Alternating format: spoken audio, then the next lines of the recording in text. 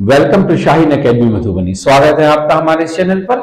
आज हम स्टडी करने जा रहे हैं एनसीईआरटी की जो मैथ की बुक है क्लास 10th की, उसका थर्ड चैप्टर है इक्वेशंस ऑफ टू वेरिएबल्स, दो चर वाले रैखिक समीकरण, linear equations of two variables. उसकी एक्सरसाइज है 3.1। तो पहले समझ लीजिए, वेरिएबल हमने आपको पहले भी समझा दिया है, A B C D Y Z ये सब वेरिएबल होते हैं, यानी जिनकी वैल्यू वेरीज करती रहती है, कभी कम कभी ज्यादा। तो हमको ऐसी इक्वेशन बना के इन क्वेश्चंस को सॉल्व करना है जिसमें दो वेरिएबल हो। यूजुअली जब दो वेरिएबल होते हैं तो हम लोग एक्स और वाई मान लेते हैं, but it is not mandatory. ये जरूरी नहीं है कि आप उसको एक्स और वाई ही माने। जैसे ये भी जरूरी नहीं है कि आप हमारे चैनल को सब्सक्राइब करके ही पढ़ें, आप वैसे भी पढ़ सकते हैं, लेकिन कर लेंगे तो अच्छा होगा। शेयर भी कर लीजिए, कमेंट भी कीजिए और लाइक भी कीजिए। लेकिन एक्स और वाई के बदले में आप और भी कुछ यूज कर सकते हैं, just like A B, B C, P Q, M N, है ना। इस तरह के भी आप वेरिएबल्स को यूज कर सकते हैं, लेकिन हमने जो यहां यूज किया है वो एक्स और वाई किया है। चलिए आते हैं क्वेश्चन पर। 3.1 का जो पहला क्वेश्चन है वो क्वेश्चन ये है कि आफताब अपनी पुत्री से, अपनी बेटी से कहता है कि 7 ईयर पहले मैं तुम्हारा 7 गुना था और 3 ईयर बाद मैं तुम्हारा 3 गुना हो जाऊंगा, 3 टाइम्स हो जाऊंगा। यानी Aftab told to her daughter that before 7 years from now I was 7 times older than you and after 3 years I shall be 3 times older than you। यानी 7 साल पहले मैं तुमसे 7 गुना था और 3 साल बाद मैं तुमसे 3 गुना हो जाऊंगा, ऐसा स्टेटमेंट दिया गया है। तो अब हमने ये सपोज कर लिया कि आफताब की जो करंट एज है, जो प्रेजेंट एज है, वर्तमान आयु, वो x और उसकी जो बेटी है उसकी है y। तो एज पर स्टेटमेंट कथनानुसार हम क्या लिखेंगे कि 7 ईयर पहले ये क्या था, x माइनस 7, और 7 ईयर पहले उसकी बेटी क्या थी, पुत्री, y माइनस 7। जैसे अभी आपकी एज है 15 ईयर, तो 7 ईयर पहले आप क्या थे, 7 माइनस कर दीजिए, 8 ईयर्स के थे आप। तो ये 7 ईयर पहले इसका 7 टाइम थी, यानी इसको 7 से अगर मल्टीप्लाई कर दे तो अपने फादर के एज के उस टाइम के बराबर में आ जाएगी। इसको सॉल्व करेंगे, x minus 7 is equal to 7y को किया तो 7y, 7 को किया तो माइनस 49, तो x is equal to 7y minus 49 plus 7, तो x is equal to 7y minus 42। एक बात समझ लीजिए, इस इक्वेशन को ऐसे सॉल्व करने के लिए नहीं कहा गया है कि ऊपर नीचे लिख करके सॉल्व कीजिए, इसीलिए हम इस मोड में लिख रहे हैं। अदरवाइज हम इज इक्वल टू के इधर नंबर लिखते और ये वेरिएबल को उधर लेकर चले जाते, लेकिन ऐसा इसमें सॉल्यूशन करने के लिए नहीं कहा गया है, इसलिए हमने x इज इक्वल टू के मोड में लिख दिया। फिर वो कहता है कि आफ्टर 3 ईयर्स, 3 साल बाद मैं तुम्हारी एज का 3 गुना हो जाऊंगा।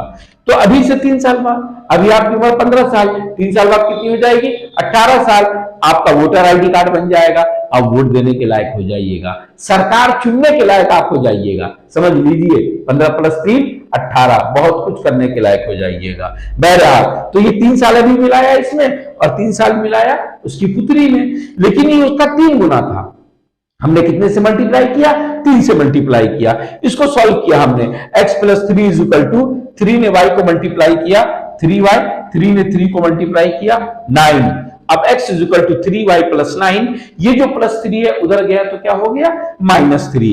तो x is equal to 3y, 9 में से 3 गया तो 6। ये हो गया इक्वेशन नंबर 2। अब हमको इसका ग्राफ बना करके दिखाना है। तो जब हम ग्राफ बनाएंगे तो हमने एक टेबल ये बनाया और एक टेबल ये बनाया। ये इक्वेशन नंबर 1 के लिए बनाया और ये इक्वेशन नंबर 2 के लिए हमने बनाया। इक्वेशन नंबर 1 है x is equal to 7y minus 42, x is equal to 7y minus 42, तो हमने ये लिखा। इक्वेशन नंबर 2 है x is equal to 3y plus 6, तो हमने लिखा x is equal to 3y plus 6। अब y की वैल्यू तो हम अपने मन से रखते हैं, मान लीजिए हमने रखा 6, क्या रखा 6, तो ये कितना हो जाएगा, 6 सत्ते 42, अब 42 में से 42 गया तो क्या हो जाएगा, 0। फिर हमने मान लिया कि y 6 नहीं 7 होगा, तो ये क्या हो गया 7y, 7 सत्ते 49, 49, और 49 से 42 गया तो क्या बचा 7। हमने माना चलो यार 7 भी नहीं होगा, 5 होगा, तो ये क्या हो जाएगा 7 पंजे 35, 35, और 35 से 42 जाएगा तो क्या बचेगा -7। अब आइए क्वेश्चन नंबर 2 पर। x equal to 3y plus 6, हमने ये मान लिया कि y 0 होगा, तो 3 अगर 0 को मल्टीप्लाई करेगा तो क्या हो जाएगा 0, तो 6 में से 0 गया तो 6 बचा। फिर हमने माना कि y -1 होगा, ऐसा लगता है कि y -1 होगा, तो ये 3 को -1 से मल्टीप्लाई करेंगे तो क्या हो जाएगा -3, तो 6 में से 3 गया तो क्या बच गया 3। फिर हमने माना कि नहीं y -2 होगा, y क्या होगा -2, तो 3 को -2 से मल्टीप्लाई करेंगे तो क्या हो जाएगा 6, -6, तो -6 से +6 गया तो क्या बचा 0। अब हमारे पास ये कोऑर्डिनेट है, ये x है ये y है, x पे 0 y पे 6, x पे 0 और y पे 6। फिर क्या है x पर भी 7 y पर भी 7, तो ये रहा x पर भी 7 और y पर भी 7। फिर x पे -7 और y पे 5, तो x पे -7 और y पे 5, ये पॉइंट रहा। अब हम क्या करेंगे, एक स्केल रख करके इसको ऐसे मिला देंगे। मेरी लाइन थोड़ी सी टेढ़ी है, मैंने स्केल नहीं यूज किया है। बाय द वे आपको स्केल यूज करना है, आपको लिखना है -7 5, फिर यहां लिखना है 7 7, फिर यहां लिखना है 0 6, जो उसके कोऑर्डिनेट्स है वो आपको लिखना है। फिर इसमें क्या है 6 0, यानी x पे 6 और y पर 0 लिख दिया हमने 6 0।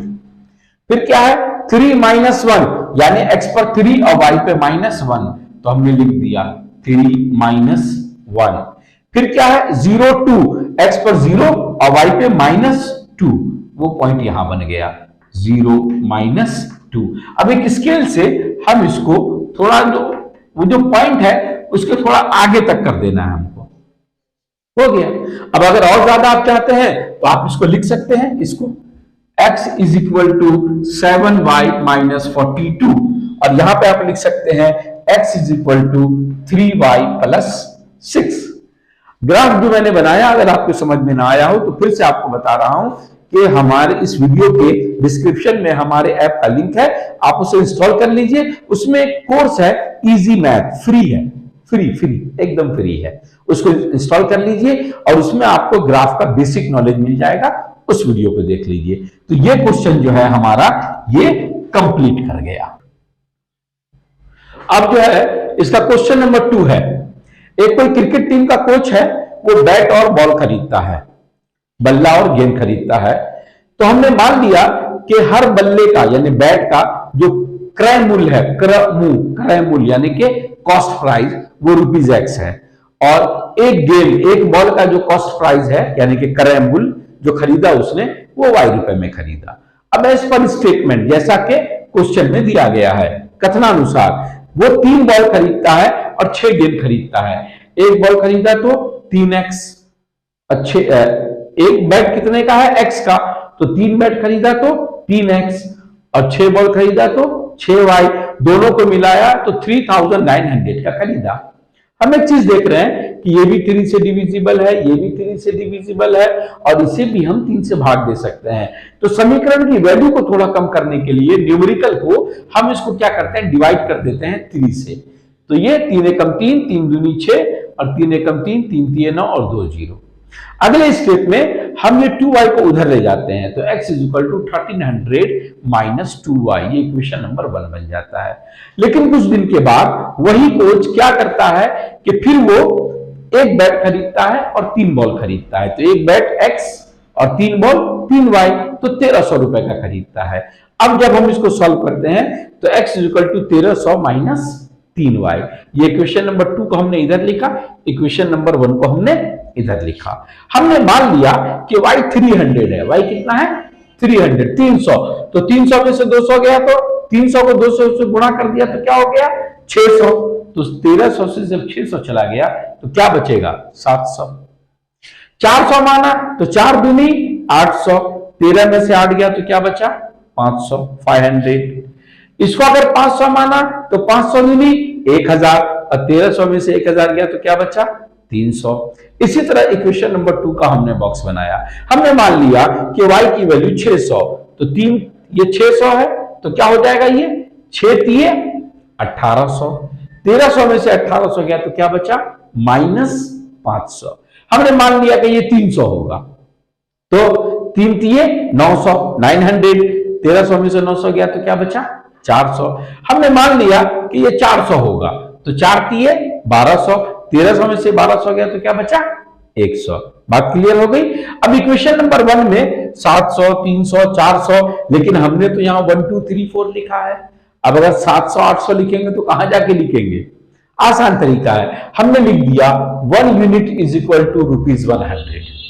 ये तो रुपीज में है ना जो वैल्यू आई है, 1 यूनिट इज इक्वल टू ₹100। यानी हमने जो 1 लिखा है अब इसको 100 माना जाएगा, 2 को 200 माना जाएगा, 3 को 300 माना जाएगा, 4 को 400 माना जाएगा। ठीक है, पहले है 7 और 3, x पे 7 और y पे 3, यहां कहीं पे पॉइंट बनेगा, x पे 7 और y पे 3। फिर है x पे 5 y पे 4, x पे 5 और y पे 4, ये यहां जाके बनेगा थोड़ा सा 5 और 4, वो 100 नहीं लिखा है मैंने। फिर 3 और 5 यानी x पे 3 और y पे 5 यहां बनेगा। अब हम एक लाइन ड्रॉ कर देंगे, पहले इसको सीधा मिला लेते हैं, थोड़ा नीचे तक लेकर आएंगे, इसको भी थोड़ा ऊपर तक लेके चले जाएंगे, है ना। हम चाहेंगे तो इसको लिख देंगे x is equal to 1300 minus 3y। अब दूसरा -5 6, ये -5 और ये क्या है 6, ये यहां पर जाएगा।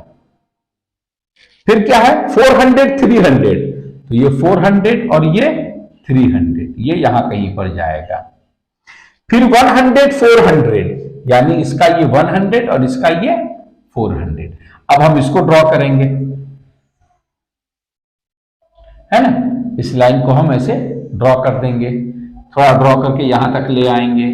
उसके बाद हम वैल्यू लिख देंगे -5 6, -5 6, 400 300, यहां लिख देंगे 400 300, फिर 100 400, इसको लिख देंगे 100 और 400।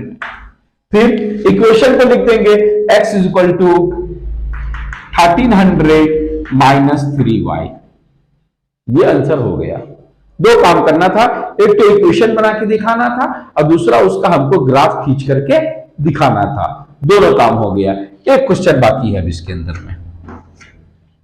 अब इसी का थर्ड और लास्ट क्वेश्चन देखेंगे।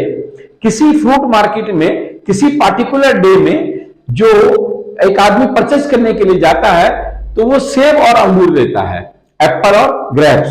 तो हमने माना कि हर किलोग्राम सेब का जो कॉस्ट प्राइस है, खरीदने की जो वैल्यू है, क्रय मूल्य कहते हैं, वो ₹X है और अंगूर यानी ग्रेप का ₹Y है। कथनानुसार जैसा कि स्टेटमेंट कहा गया है कि 2 किलो सेब और 1 किलो अंगूर, तो 2x + y, ये 160 रुपीज का है। अब हर क्वेश्चन में आप देखते थे कि मैं x को अकेला कर देता था, यहां मैंने y को अकेला कर दिया, है ना। ये भी बड़ी अकलमंदी का काम है। यहां पर x जो है वो सिंगल है नहीं उसमें, तो हमने कहा कि टेंशन क्या लिया जाए, जो सिंगल है उसी से काम कर लिया जाए। तो y सिंगल था तो हमने कहा y = 160 और 2x को वहां कहा -2x। फिर क्या है, फिर किसी दिन क्या हुआ कि 4 किलो सेब 4x हो गया और 2 किलो अंगूर 300 रुपए का मिला। यहां हम देखते हैं कि न्यूमेरिकल वैल्यूज थोड़ी ज्यादा है, लेकिन 2 से ये भी डिवाइड हो सकता है, ये भी हो सकता है और ये भी हो सकता है। तो हमने क्या कर दिया, 2 से डिवाइड किया, तो ये 2 2 जा, ये 2 1 जा और 300 का हाफ क्या हो जाएगा 150। बाद में हमने 2x को उधर ले जाकर के माइनस कर दिया, जो इधर प्लस होगा उधर माइनस होगा, जो इधर मल्टीप्लाई होगा वो उधर डिवाइड होगा। इक्वेशन ऐसे ही सॉल्व की जाती है। तो y = 150 - 2x। इक्वेशन नंबर 1 यहां लिखा, इक्वेशन नंबर 2 यहां लिखा। इसके पहले वाले सवाल में हम लोग x की वैल्यू को y की वैल्यू को मान लेते थे और उसके अकॉर्डिंग x लिखते थे, लेकिन इसमें हम x की वैल्यू को मान लेंगे और उसके अकॉर्डिंग y की वैल्यू लिखेंगे। तो x की वैल्यू क्या है 60, तो 60 दूनी 120, 160 से 120 गया तो क्या बचा 40। फिर हमने कहा 80, तो 80 दूनी 160, 160 से 160 गया तो क्या बचा 0। फिर हमने कहा कि 70 मान लो, तो 70 2 जा 140, 160 से 140 निकाल दिया तो क्या बचा 20। अब यहां आ जाइए, यहां हमने माना कि x 40 है तो 40 दूनी 80 गया तो 70 बचा। हमने कहा x 50 है तो 50 दूनी 100, 150 से 100 गया तो क्या बचा 50। हमने कहा x 60 है तो 60 दूनी 120, 150 से 120 गया तो क्या बचा 30 बचा। अब ये दोनों टेबल हमारे तैयार हैं। अब यहां पर देखिए वैल्यूज है 40, 50, 60, 70, 80। यहां हम 1, 2 करके लिखेंगे तो ये जो स्टूडियो है हमारा उसको काट कूट के कहीं बाहर जाना पड़ेगा और आपकी कॉपी में तो आएगा ही नहीं। छोटी कॉपी, बड़ी copy, long book, spiral book, एक वो भी दौर था जब पन्नों पर हम लोग लिखा करते थे। और आपको बता दें एक पेज पर हम 2 बार लिखते थे, पहले पेंसिल से लिखते थे और उसके बाद पेन से भी लिखा करते थे, क्योंकि पैसे ज्यादा नहीं थे, सहूलतें ज्यादा नहीं थी। आज आपके पास सहूलतें हैं लेकिन फिर भी पढ़ने का मन नहीं करता। प्रण कर लीजिए अभी इसी टाइम, अभी से आपको पढ़ना शुरू कर देना है, ठीक है। तो हम क्या करेंगे, यहां लिख देंगे 1 यूनिट इज इक्वल टू 10। इसके पहले वाले क्वेश्चन में हमने लिखा था 1 यूनिट इज इक्वल टू 100। अब हमने यहां लिख दिया 1 यूनिट इज इक्वल टू 10, यानी 1 को 10 पढ़ेंगे, 2 को 20 पढ़ेंगे, 3 को 30 पढ़ेंगे। पहला टेबल 60 40, 60 40, 60 40 यहां कहीं पे बनेगा। फिर क्या है 80 0, तो 80 और 0 वो यहीं पर बन जाएगा। फिर क्या है 70 20, तो ये रहा 70 और ये रहा 20 यहां बनेगा, और जो लाइन ड्रॉ होगी वो इस तरह से होगी। अब आप सारी वैल्यूज लिख सकते हैं 64, इसको 60 40 माना जाएगा, 80 0, 80, 70 20, 72। और बहुत ही अच्छा होता अगर आप इसको लिख दें y is equal to 160 minus 2x। ये बहुत अच्छी बात है अगर आप ऐसे लिख दें इसको। अब इसमें क्या है 40 70, 40 70 ये रहा। फिर क्या है 50 50, 50 50, वाह 50 50। फिर क्या है 60 30, ये 60 और ये 30 यहीं पर आ गया, मतलब ये लाइन ऐसे इसको क्रॉस करके जाएगी। अब आप यहां पे लिख दीजिए 4 7, यहां लिख दीजिए 5 5 और यहां लिख दीजिए 6 3। और अगर बहुत अच्छी बात तो यह है कि अगर आप इस इक्वेशन को लिख दें y is equal to 150 minus 2x, y is equal to 150 minus 2x। बहुत सिंपल है, करना क्या है पहले इक्वेशन बनाना है, इक्वेशन के अकॉर्डिंग 2 टेबल बनाना है और उसके बाद ग्राफ बना करके 2 लाइन ड्रॉ कर देना है और ये एक्सरसाइज फिनिश। Thank you.